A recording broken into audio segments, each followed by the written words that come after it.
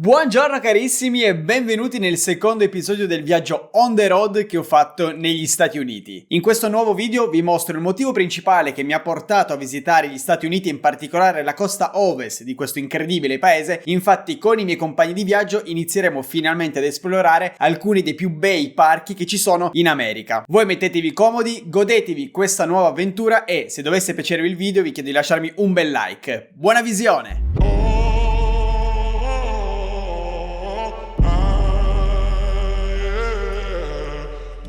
Qui abbiamo una densità di sequoia elevatissima, guardate che roba.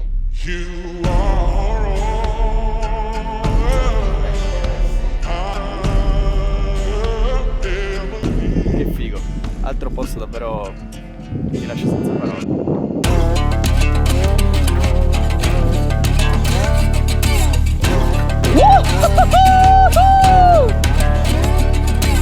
E questo è gli orsi. Ci sono gli orsi in questo parco. È un casino. Un casino.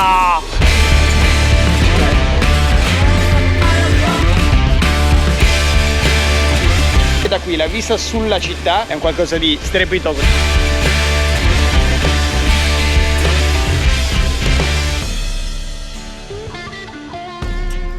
Se come noi avete intenzione di fare un bellissimo ed emozionante viaggio on the road alla scoperta dei parchi nazionali USA, vi diamo alcune utili informazioni per pianificare meglio il vostro tour e risparmiare, perché no, qualche soldo. Infatti, se avete intenzione di visitare diversi parchi, conviene fare l'America The Beautiful Pass o più semplicemente la tessera parchi, che si può richiedere all'ingresso di ogni parco nazionale. Adesso vediamo di cosa si tratta e a cosa serve. Per entrare ai parchi nazionali bisogna sempre pagare l'ingresso con l'auto, sia che tu sia auto o piedi o con la moto, e cambiano le varie tariffe. Ovviamente conviene fare macchinate perché paghi solo l'ingresso dell'auto a prescindere dal numero di persone. Normalmente l'ingresso singolo può costare dai 30, 35, 40 in base al parco, oppure fare l'abbonamento annuale che noi abbiamo fatto, perché costa $80 per 12 mesi, quindi l'abbiamo fatto ad agosto 2024 e durerà fino ad agosto 2025. Questo abbonamento è legato al nominativo, non alla macchina. Quindi nel mio caso che starò qualche altro mese, se dovessi andare in qualche altro parco con un'altra macchina noleggiata, potrò entrare. E vale per tutti i parchi nazionali? Tutti i parchi nazionali. Tranne quelli gestiti dai nativi. Esatto. Come il Monument Valley e... Anche l'Antilope Canyon. Anche l'Antilope Canyon, esatto. Ok, e quelli invece vanno pagati a parte. Perché non sono considerati parchi nazionali, ma sono delle proprietà private, delle riserve naturali. Esatto.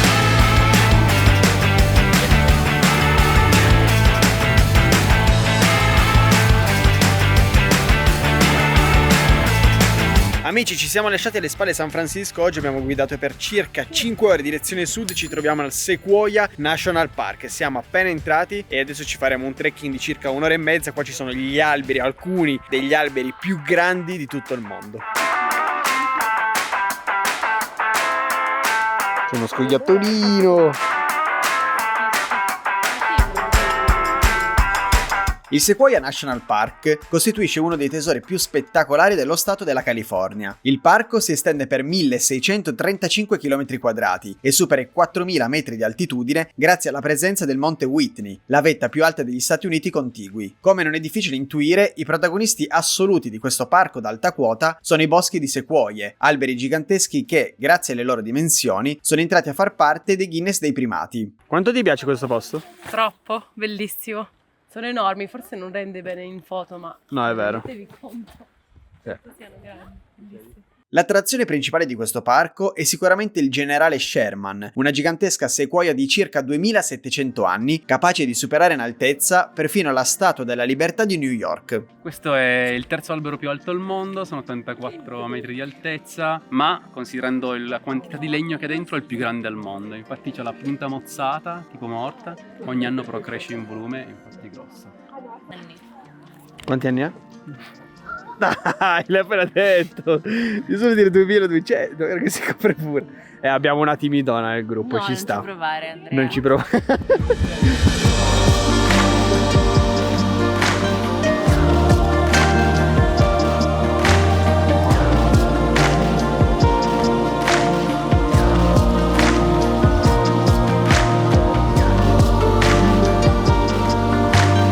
adesso siamo un po' usciti dal tragitto più turistico, quello appunto dove tutti si fermano per vedere questa immensa sequoia gigantesca, e adesso ci siamo praticamente soli, non c'è più nessuno ed è veramente figo, ci stiamo godendo il parco, praticamente è tutto per noi, bellissimo.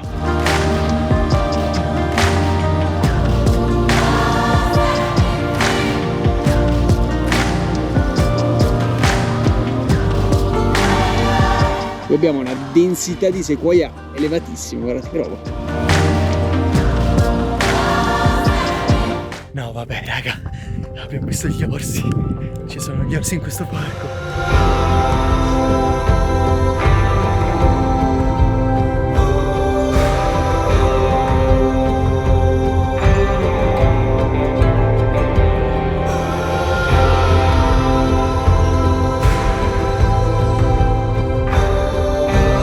Aver visto gli orsi selvatici così da vicino è stata un'emozione incredibile, anche perché non avevo la più pallida idea che ci fossero gli orsi in questo parco. La giornata è terminata con un tramonto spettacolare, poi ci siamo rimessi in macchina e abbiamo raggiunto Bakersfield, dove abbiamo passato la notte. È arrivato il momento di presentarvi la vera protagonista di questo viaggio, ovvero la macchina che abbiamo noleggiato per questi poco meno di 10 giorni, che ci accompagnerà attraverso praticamente 4 stati della parte sud-ovest degli Stati Uniti. Ve la presento. È una macchina gigantesca perché siamo in 5, una Wagoneer, guardate quanto, non so se si capisce dal video quanto è grossa, è veramente gigantesca. Lasciata Bakersfield ci siamo rimessi in macchina e dopo circa 5 ore abbiamo raggiunto Las Vegas, baby.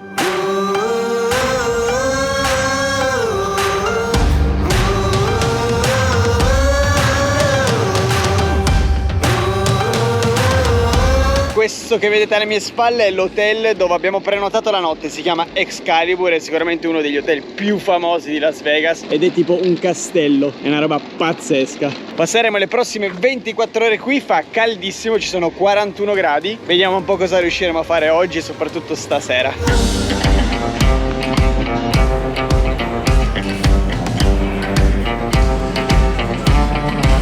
Lino, prime impressioni? Ma è un casino, un casino fantastico. È tutto portato all'estrema potenza, esagerato, sobrio, minimalista direi. Welcome to Las Vegas! Mamma mia.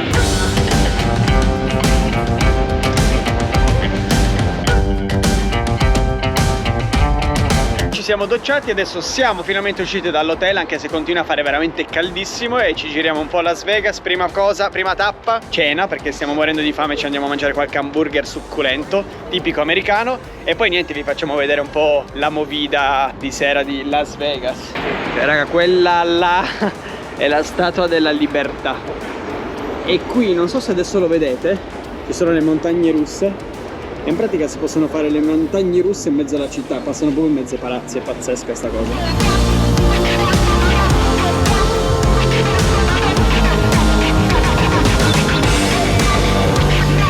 La scelta è ricaduta su questa catena di fast food, Shake Shack, che mio cugino dice che è uno dei più buoni fast food americani, lui ne ha già provati diversi, perché lui ormai sta vivendo qua già da qualche mese, infatti è lui l'autoctono, è da lui che prendiamo tutte le informazioni, e tra l'altro è lui che ha organizzato tutto il viaggio, quindi devo ringraziare in realtà lui se sono qua, perché io mi sono aggiunto all'ultimo, raga, e non ho organizzato assolutamente nulla, tutto l'itinerario l'hanno costruito lui e mia cugina, e diceva che appunto lo Shake Shack è il fast food che gli piace di più.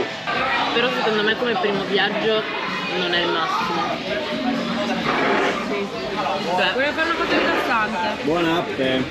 Dopo quella che definirei una tipica cena americana, abbiamo esplorato un po' Las Vegas di sera. Las Vegas è una città estremamente caotica, luminosa, dove ogni cosa è portata all'eccesso. Chiamata anche Sin City, la città del peccato, nell'immaginario collettivo in effetti Las Vegas è stata considerata per lungo tempo la città della perdizione, dove il gioco d'azzardo, la vendita di alcolici e la prostituzione sono legalizzati. Ma al di là della componente trasgressiva, Las Vegas è famosa per essere la capitale mondiale dell'intrattenimento e dello spettacolo. Pensate che attira ogni anno circa 40 milioni di turisti da tutto il mondo, determinati a trovare qui il massimo del divertimento possibile. Calda, molto calda, esagerata in ogni cosa.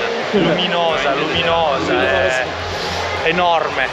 mai Fiumi di soldi ovunque. Sì. Tutto extra, qualsiasi cosa è extra, luminosa, bella, calda, minimalista. Per quel che mi riguarda, una notte è più che sufficiente per farsi un'idea della città, e tra tutte le cose che abbiamo visto negli Stati Uniti, Las Vegas è il posto che mi è piaciuto di meno. Dopo essere sopravvissuti una notte qui, il giorno dopo siamo ripartiti e abbiamo visitato invece quello che molto probabilmente è il parco nazionale che più mi ha colpito ed affascinato. Siamo arrivati al Bryce Canyon. Mamma mia. Oddio. Mamma mia. Oddio.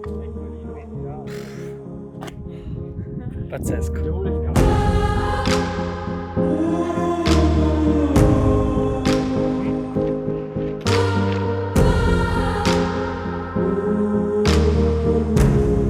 Raga, secondo me dal video non rende l'immensità, la maestosità, l'infinità di questo posto. È davvero spettacolare, davvero fighissimo. Mai visto nulla di simile.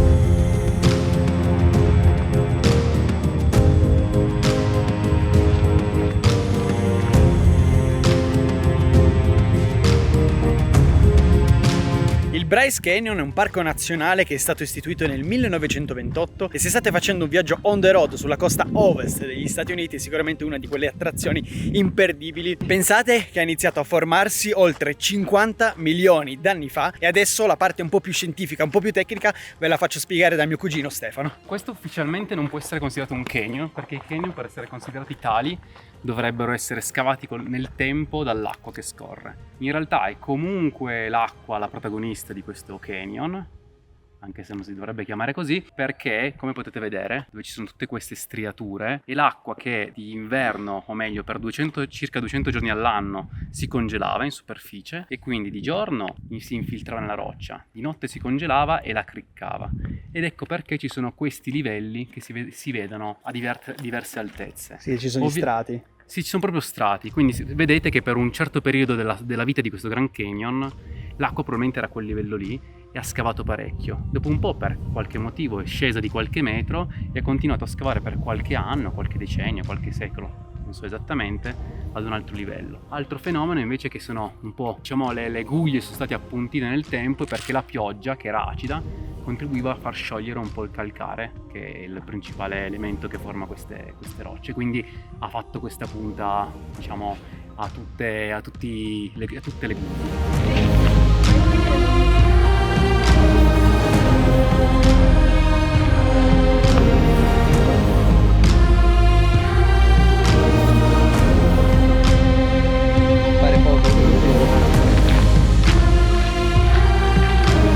Anche al Bryce Canyon ci sono diversi trekking da fare. Noi abbiamo iniziato facendo una parte del Navajo Loop, un sentiero non eccessivamente lungo, sono circa 2 km, ma che presenta dei saliscendi un po' impegnativi. È sicuramente il percorso consigliato e più famoso del parco, perché ti permette di vedere da vicino i famosi hoodoos, appunto queste rocce appuntite, senza impiegare un tempo eccessivo. Arrivati ad una deviazione abbiamo poi preso il Queen's Garden Trail, un percorso un po' più lungo, circa 4 km, che ti porta al Sunrise Point.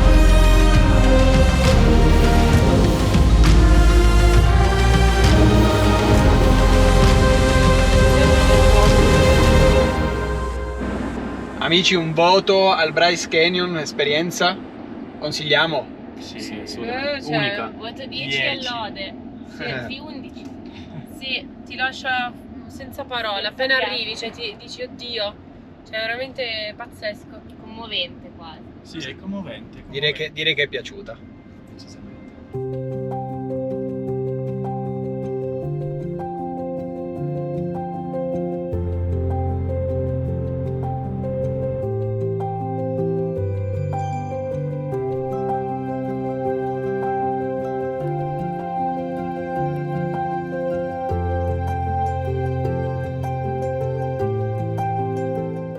Questa mattina ci siamo svegliati ancora prima dell'alba per venirla a vedere proprio dal Bryce Canyon. Ieri l'abbiamo visitato e già ci ha fatto impazzire, è stato bellissimo e adesso ci ammireremo una meravigliosa, si spera, alba proprio con vista sul Bryce Canyon.